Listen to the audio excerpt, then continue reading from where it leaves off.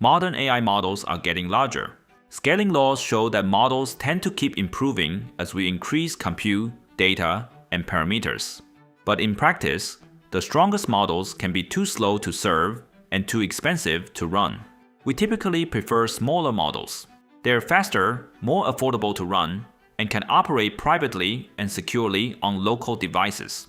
The key idea is to transfer capability from a large, powerful teacher model into a smaller student model. This is the motivation behind knowledge distillation. But how do we actually get the student to learn from the teacher? Let's first review standard next token prediction. Suppose we have a simple input sequence. The cat sat on the. Using this sequence as context, the student model predicts a probability distribution over possible next tokens.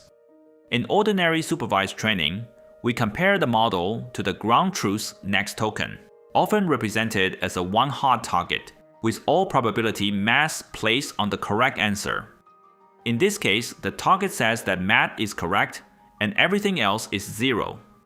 That is useful, but it is also crude because it does not tell the student which incorrect answers are close and which are nonsense.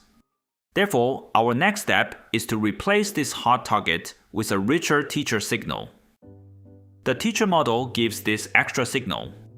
Mat is very likely, floor is also plausible, and roof is possible, but less likely. This extra information is often called dark knowledge, meaning the useful information hidden in the teacher's non-top probabilities. The teacher is not only telling us the answer, but also the shape of its uncertainty. Instead of saying only this answer is right or that answer is wrong, the teacher distribution communicates much more. For a student model, those shades of gray are extremely useful.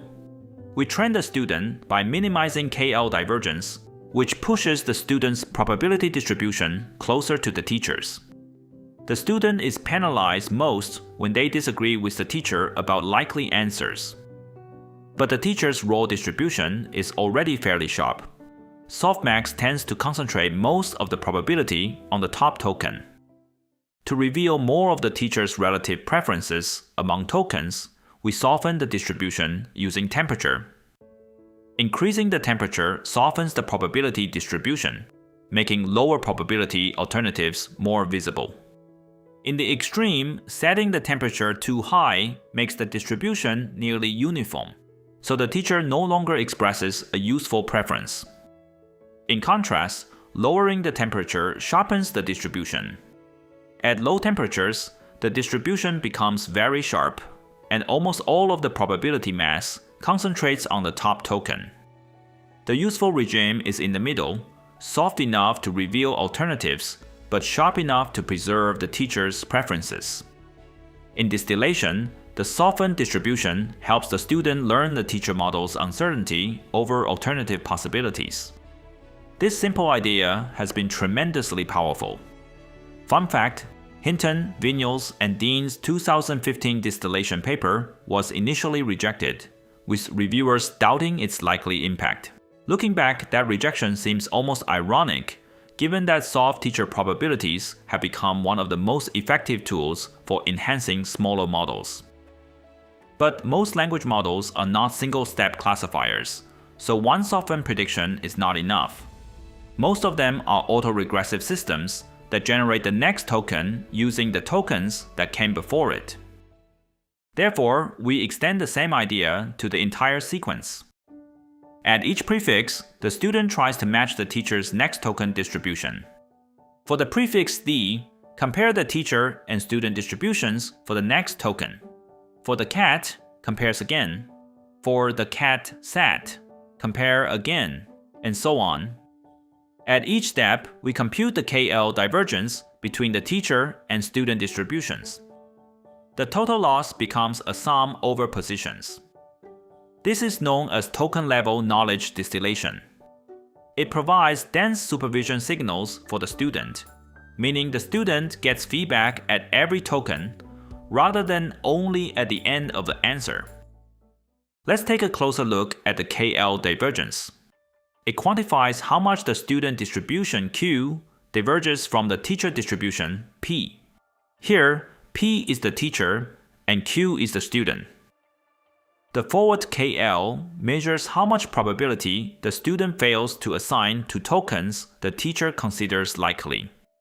This is the forward KL direction. Teacher first, student second. Using properties of logs, we decompose the KL divergence into two terms. The first term corresponds to the negative entropy of the teacher distribution, which measures how spread out the teacher's probabilities are. The second term represents the cross entropy between the teacher distribution P and the student distribution Q. This is the part that actually pushes the student to match the teacher. The entropy of the teacher distribution is independent of the student's trainable parameters. So minimizing the KL loss is equivalent to minimizing the cross entropy loss. This equivalence holds because the teacher distribution is fixed during the student update. This is the standard next token prediction, but with soft labels. So conceptually, token-level distillation is very elegant. But at modern language model scale, the full teacher distribution is expensive to store and move around. A notable example of large-scale distillation is the Gemma family of open weights models developed by Google. The family comes in a wide variety of sizes, tailored for different hardware capabilities. The vocabulary of a modern LLM is huge. For example, Gemma 3 has about 262,000 possible tokens. For a sequence of 4,096 tokens, a full distribution at every position means more than 1 billion logits. That is a lot of information to store and move around. In practice, one approximation is to keep or sample only a smaller subset of token scores. We then renormalize them so that the retained tokens again form a valid probability distribution. For example, here we sample 256 token positions from the vocabulary, keep the teacher's scores for those tokens, and renormalize over that subset. This keeps the training signal dense, but makes the computation more manageable. But why not the straightforward alternative of just keeping the teacher's top 256 logits and zeroing out everything else? Sampling can give an unbiased estimate of the teacher's generation distribution over time, including occasional long-tail tokens. Top K truncation, by contrast, deliberately discards everything outside the most probable tokens. Even with these tricks, token-level distillation still has certain limitations. First, it requires access to teacher logits. Second, it relies on a shared vocabulary for both the student and teacher models. Third, it provides local supervision one step at a time. Therefore, one practical alternative is to use a simpler target. Instead of matching the entire teacher distribution at every token, we can have the teacher generate complete sequences, and then train the student to imitate them. This is called sequence-level distillation. It is easy to collect teacher traces, meaning full teacher-generated answers, and train the student with standard next token prediction. Sequence-level distillation and closely related synthetic data training have been highly successful in modern LLMs. Examples include instruction tuning, Phi-style synthetic data training, and distilled reasoning models from DeepSeek R1. But this setup hides a problem. The student is only trained on the teacher's trajectories, meaning the full generated paths written by the teacher. But at test time, it has to continue from its own trajectories. The next question is, what happens when the student starts generating on its own? Let's illustrate this with a concrete example. Suppose the prompt is a simple math question. What is 5 plus 2 times 3? A student trajectory may solve the problem incorrectly. Here, the student makes an early mistake. For example, adding 5 and 2 first. It then builds on that incorrect intermediate result and arrives at the wrong answer. In contrast, the teacher writes the correct reasoning. First compute 2 times 3, get 6, then add 5, so the answer is 11. During off-policy distillation, we train the student to imitate the teacher's reasoning trace. The training objective is to increase the probability that the student model generates the teacher's target token at each step. However, this creates a mismatch. At test time, the student must generate its response based on its own reasoning trace rather than following the teacher's. Here is an analogy. Imagine you are learning to drive. The teacher is an expert driver.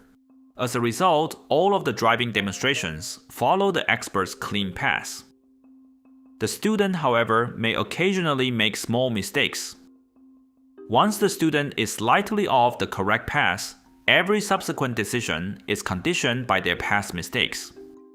The error compounds over time because the student is now driving in a situation it never practiced. Ultimately, it leads to a crash. This is compounding error, and the training-inference mismatch that creates it is called exposure bias. Exposure bias describes the mismatch between training and inference. During training, the model always conditions on correct teacher-generated prefixes. But at inference time, it must condition on its own, possibly flawed outputs. When the student enters unfamiliar territory caused by its own mistakes, its performance can degrade rapidly. This illustrates that even dense feedback is insufficient if it is provided on the wrong states. The state here means the current prefix or partial solution the model has produced so far. To reduce exposure bias, the student needs to learn from its own trajectory and receive corrections along the path it actually took. This suggests a natural fix. Let the student generate its own attempts, then train on those attempts. One way to fix this is reinforcement learning, where the model tries actions and learns from a reward signal. Here, we let the student generate multiple trajectories. In domains like math or coding, where we have verifiable rewards, we can check which reasoning traces lead to the correct final answer and which do not. The training is effective because now the student practices in the states it actually visits. This approach is known as on-policy learning, where the model is trained using samples generated by its own current behavior. On-policy learning fixes the mismatch by training the student on the same states it encounters during inference. In a simplified view, the student increases the probability of trajectories with higher reward and decreases the probability of trajectories with lower reward. In essence, we reinforce the behaviors that led to successful outcomes. However, reinforcement learning is frequently sample inefficient because the reward signal is sparse. For each generated trajectory, the model gets very little information. The model may generate hundreds or thousands of tokens, and then it often receives only an outcome signal, such as correct or incorrect. That reward signal does not say which token caused the failure, which step was good, or where the reasoning went off track. It only says how the whole trajectory ended. The sparse feedback significantly reduces learning efficiency. So reinforcement learning fixes the state mismatch, but it loses the dense token-level teaching signal that made distillation attractive in the first place. So now we face a dilemma. Off-policy distillation enables the student to imitate the teacher's entire next token distribution on fixed prefixes. Or, as in sequence-level distillation, it can imitate complete sequences produced by the teacher. It provides dense feedback, but trains on teacher states.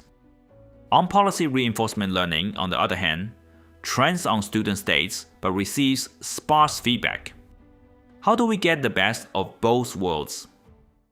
This is where on-policy distillation comes in.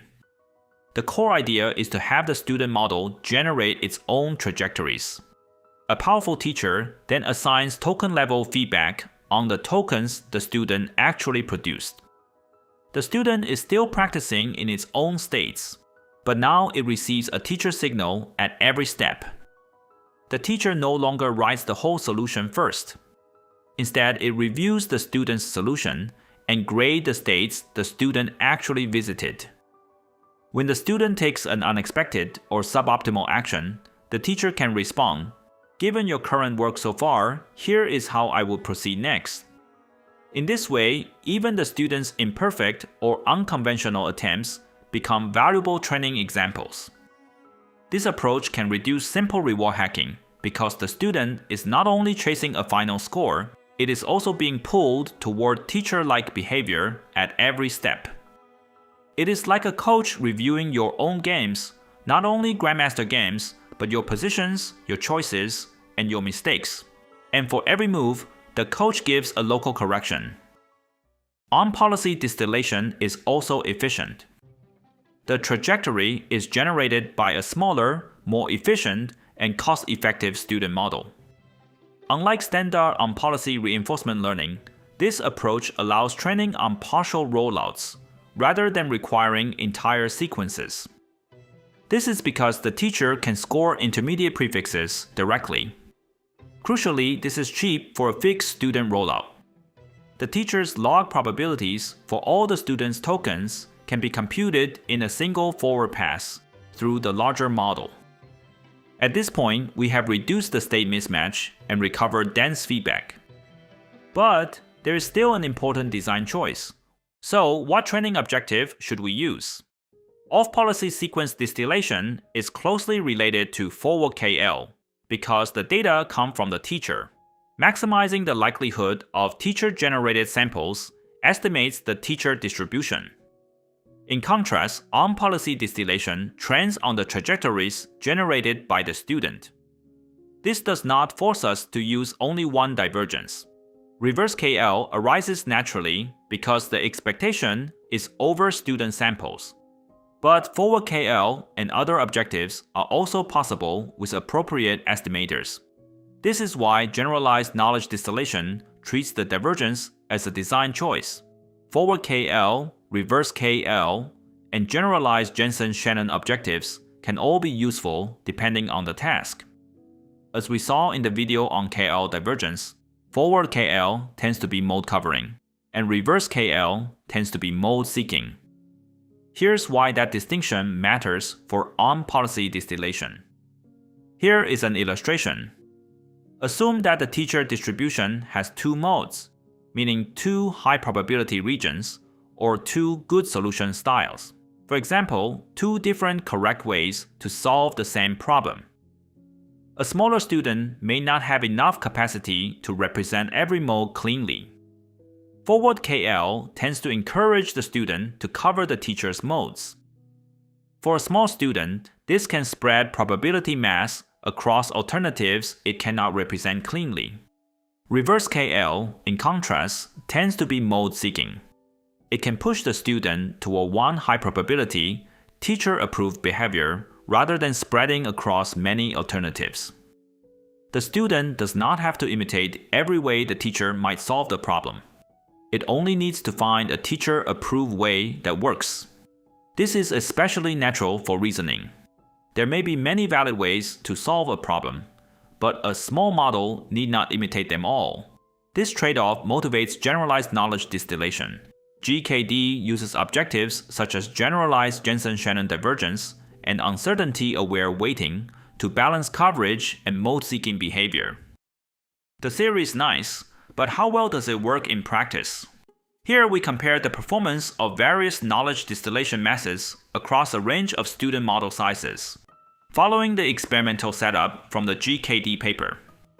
The student models are smaller T5 variants, initialized with supervised fine-tuning, and then compared under different distillation objectives. The teacher is a T5XL model with approximately 3 billion parameters. The horizontal line indicates its performance. Supervised fine-tuning uses ground truth output sequences. Supervised knowledge distillation uses teacher probabilities on those same ground truth sequences. And sequence-level distillation trends on output sequences generated by the teacher model. In contrast, On-policy distillation uses student sample output sequences for training. The results show that on-policy distillation improves performance across datasets and model scales, regularly narrowing the gap with the teacher or surpassing other knowledge distillation baselines. The takeaway is that learning from the student's own generated mistakes is not just conceptually clean, it also improves empirical performance. With that general evidence in mind, let's move to more recent practical applications demonstrated by thinking machines. First, reasoning. To begin, they apply distillation to teach mathematical reasoning to the Quan 38B base model, leveraging Quan 332B as the teacher. With full fine-tuning on 400,000 prompts, the student model attains a score of 60% on a challenging mathematics benchmark. This gives a strong off-policy baseline before adding on-policy distillation. Alternatively, training with LoRa is possible, though its performance trails behind full fine-tuning, especially when scaling to large datasets. Across all approaches, the results show that the performance improves in a roughly log-linear fashion. Early gains come quickly, while further improvements require increasingly greater effort. After this off-policy baseline, they apply on-policy distillation. Starting from the 400,000 supervised fine-tuning checkpoint, on-policy distillation achieves a score of 70% in roughly 150 steps. In that setup, 150 steps corresponds to about 77,000 prompts, with 4 samples per prompt. On-policy distillation is significantly more compute efficient than supervised fine-tuning, especially for LoRa models. For example, at rank 32, LoRa lacks full fine-tuning by 13% after supervised fine-tuning, but the gap narrows to only 6% following on-policy distillation. This means that dense teacher feedback can make cheap adapter training much more competitive. Compared with supervised fine-tuning extrapolated to about 2 million prompts, on-policy distillation reaches similar performance with roughly 9 to 30 times less estimated compute. That range depends on whether teacher sampling cost is counted. The main takeaway from these experiments is that dense feedback on student-generated reasoning traces can make each training step much more useful. Second, personalization. Personalization faces an interesting challenge. We want the model to learn new private knowledge in a specific domain, but we do not want it to forget its prior behavior. With standard supervised fine-tuning, accuracy on private company questions increases. However, this comes at the expense of a significant decline in instruction following capability. This is the continual learning problem in a very practical form. A common alternative is to use LoRa to constrain parameter updates and reduce catastrophic forgetting. However, this still fails to preserve instruction following performance fully, and LoRa models learn less. The challenge is to restore instruction following behavior after fine-tuning on internal documents.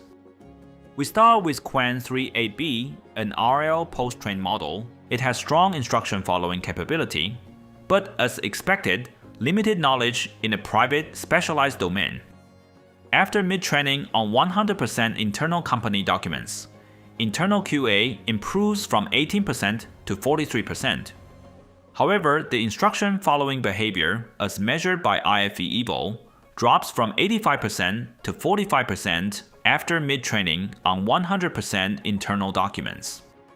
Fine-tuning a 70-30 mix of internal document data and chat data helps, but still suffers from the trade-off.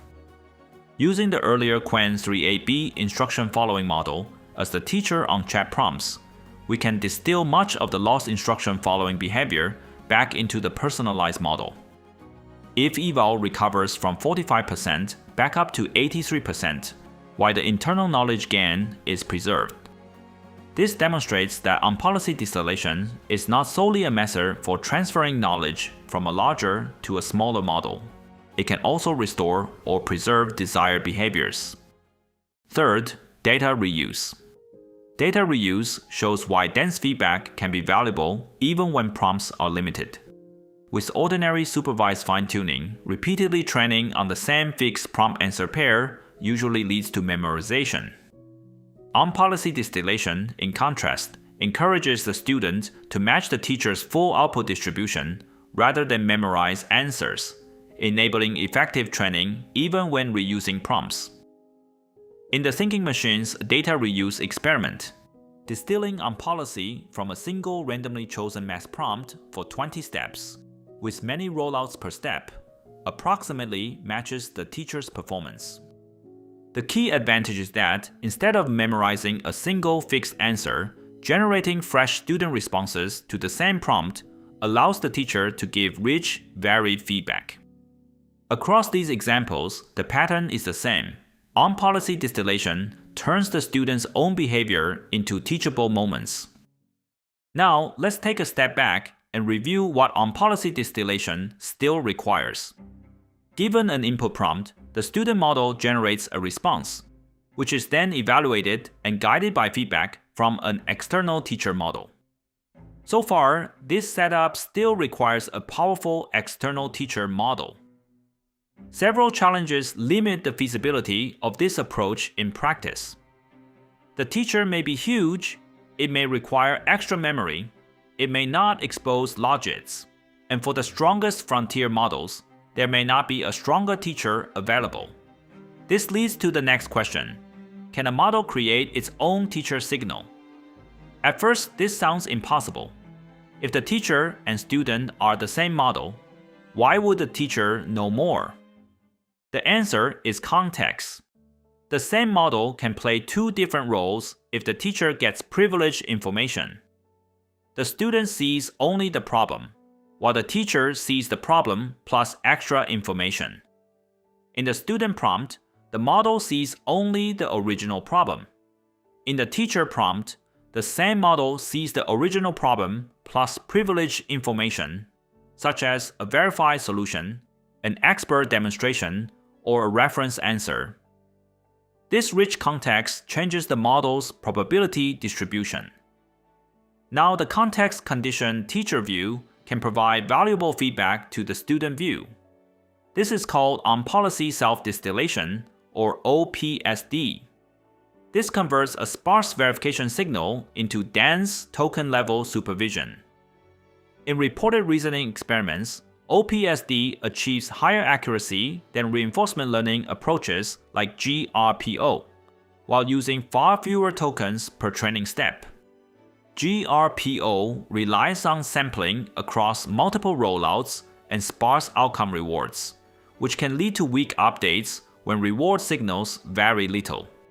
On-policy self-distillation instead uses a dense distillation loss, so every generated token can contribute supervision. We compare Quen's three models on mathematical reasoning benchmarks, reporting the average performance over 12 sampled solutions.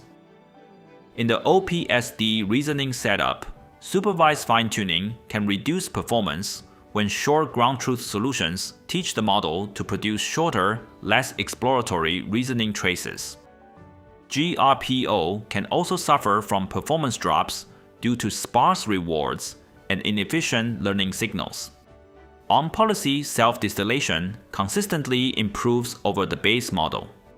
It is also competitive with GRPO, often matching or surpassing it while using fewer sample tokens. That dense token-level signal is what makes OPSD efficient. Some tokens act as key decision points, or forking tokens, where the reasoning path branches.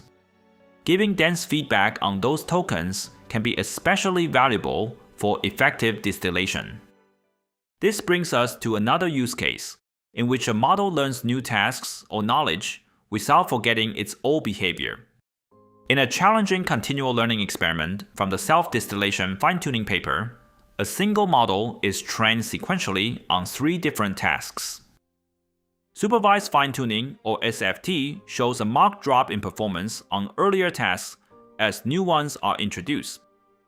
In contrast, in the SDFT paper's sequential 3-skill experiment, self-distillation fine-tuning learns each new task while preserving performance on previous tasks and unrelated pre-existing capabilities. Thus, the benefits of self-distillation extend beyond reasoning tasks. It also plays a crucial role in continual learning. Zooming out, on-policy distillation has emerged as a powerful bridge between reinforcement learning and knowledge distillation. It trains on the student's own states, like reinforcement learning, but it gives dense teacher-style feedback, like distillation. So small models don't need to rediscover everything the giants already know. They just need a teacher patient enough to grade every step. That's how small models learn to think like giants. Thanks for watching, and I'll see you next time.